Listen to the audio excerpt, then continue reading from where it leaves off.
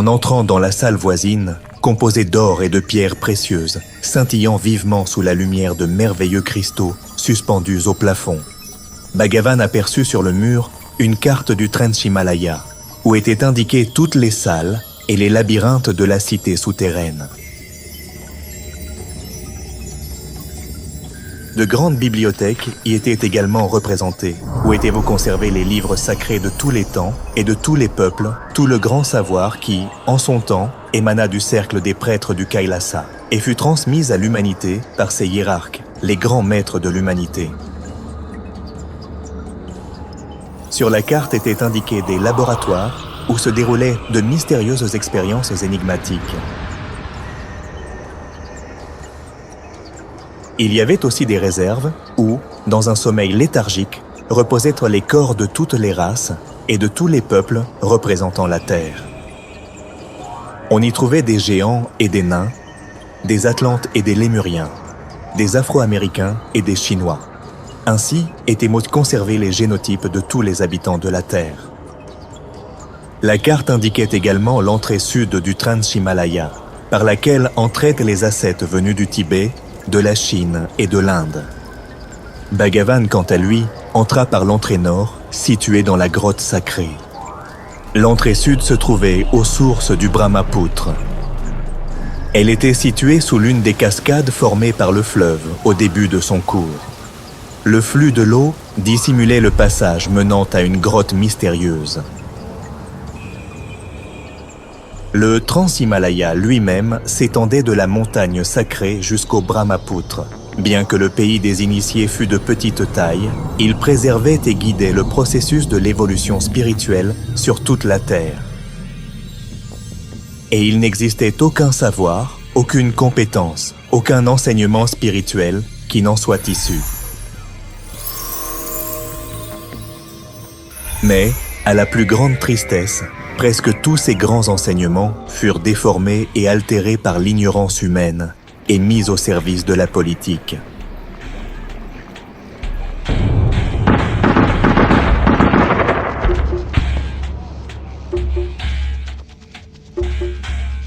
C'est ainsi que réfléchissait Bhagavan lorsque Jésus-Christ et Bouddha s'approchèrent de lui.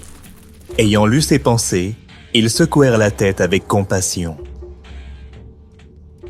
Si je venais maintenant vers les pasteurs chrétiens, ils me crucifieraient de nouveau.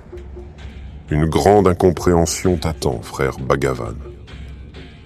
Oui, il ne te sera pas facile de porter la vérité aux hommes.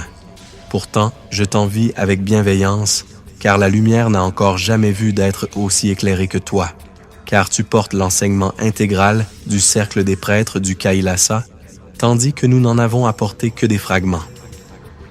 Je me suis simplement tenu sur les épaules de géants.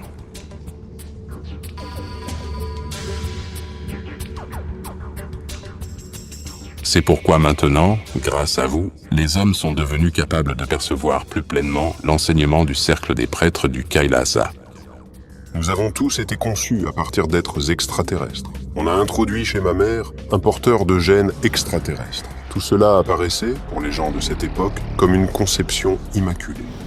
Et ma mère, Maya, est même morte lors de mon accouchement, car il n'est pas simple pour une âme issue d'un monde supérieur de s'incarner ici. Mais bientôt, tous les humains sur Terre naîtront de cette manière, avec l'introduction de gènes plus hautement organisés. Alors, des êtres plus grands encore s'incarneront sur la Terre. Sur le mur voisin, Bhagavan aperçut un dessin étrange. On y voyait un œil inscrit dans un triangle. Cet œil regardait à travers une sorte de brume composée de lignes multicolores et bigarrées. En les contemplant, on pouvait discerner les contours de créatures étranges, de plantes, de palais et de bien d'autres choses encore.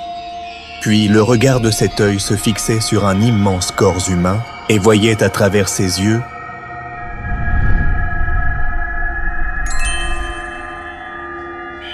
percevait à travers ses oreilles, ses narines, sa langue et les autres organes des sens. Ainsi, les anciens mages voyaient la structure de l'homme. L'œil dans le triangle, c'est l'homme lui-même, sa conscience, l'esprit, l'étincelle divine, une parcelle de l'absolu. La conscience de l'homme se trouve dans le monde nirvanique, dans le non-être, dans le vide primordial. Et c'est depuis cet état que nous regardons tout le monde à travers ces corps physiques limités, à travers leurs yeux à demi aveugles, leurs oreilles à demi sourdes, à travers des organes des sens faibles, incapables de percevoir toute la grandeur et la diversité du monde qui nous entoure. Le triangle dans lequel se trouve cet œil représente les trois propriétés fondamentales de la conscience.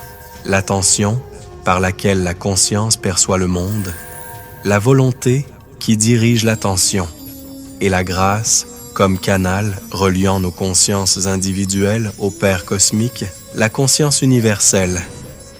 Et à chaque instant d'une telle union, nous éprouvons la béatitude, la joie de la dissolution du fini et du limité dans l'infini. Et cette grâce, nous la ressentons dans la prière, dans la méditation, dans le samadhi.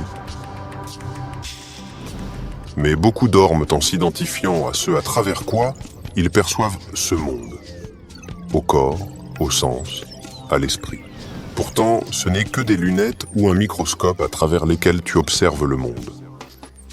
C'est pourquoi je disais souvent à mes disciples, « Veillez car le royaume des cieux est proche. » C'est-à-dire, ne vous identifiez pas au corps ni à l'imagination.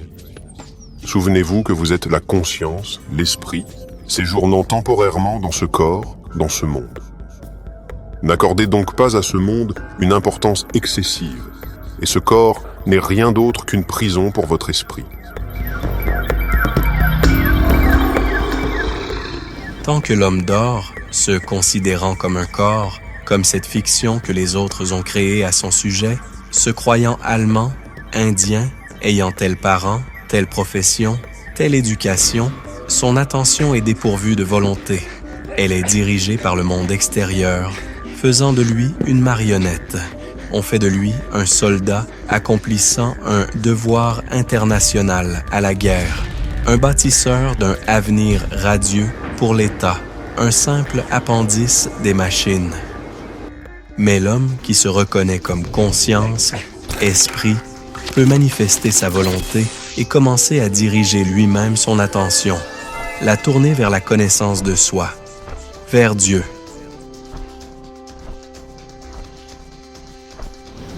Et alors il deviendra libre, atteindra l'illumination, le nirvana. Il ne sera plus une marionnette entre les mains de la publicité, des politiciens et des prêtres.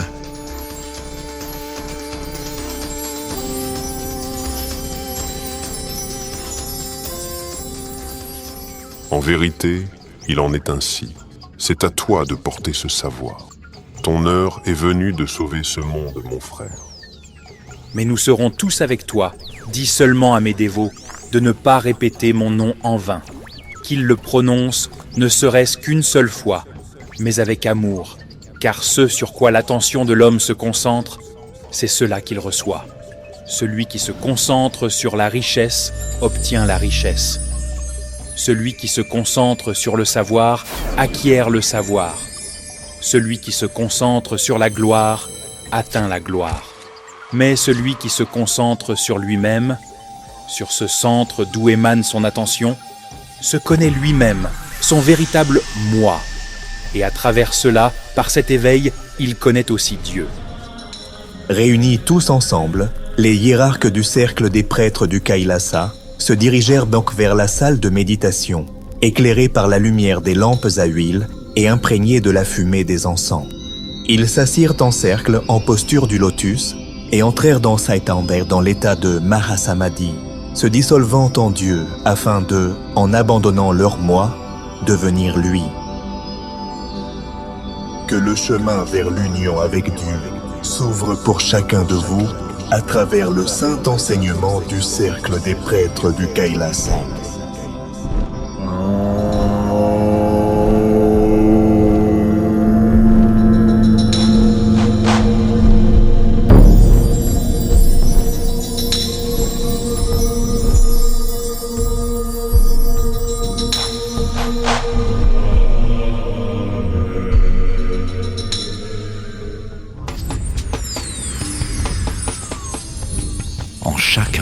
vit une parcelle de lumière étoilée. Le sens-tu? Je sais que tu es une âme lumineuse, car dans ton âme vit une étincelle de Sirius. Tu n'es pas seul dans ce monde. Trouve mes disciples dans ta ville. Clique sur le lien dans la description et rejoins-nous.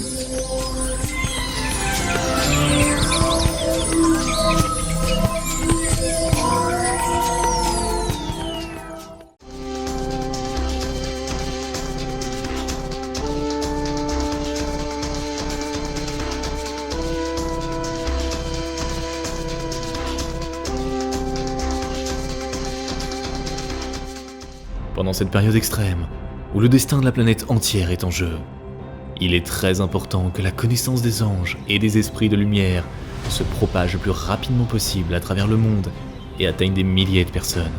De cette façon, nous pouvons changer l'avenir de toute l'humanité. Alors nous nous tournons vers toi, chère âme de lumière. Partage la connaissance concernant nos livres sages et nos films. Partage les liens vers des vidéos ou des dessins animés. Tout cela est disponible et gratuit.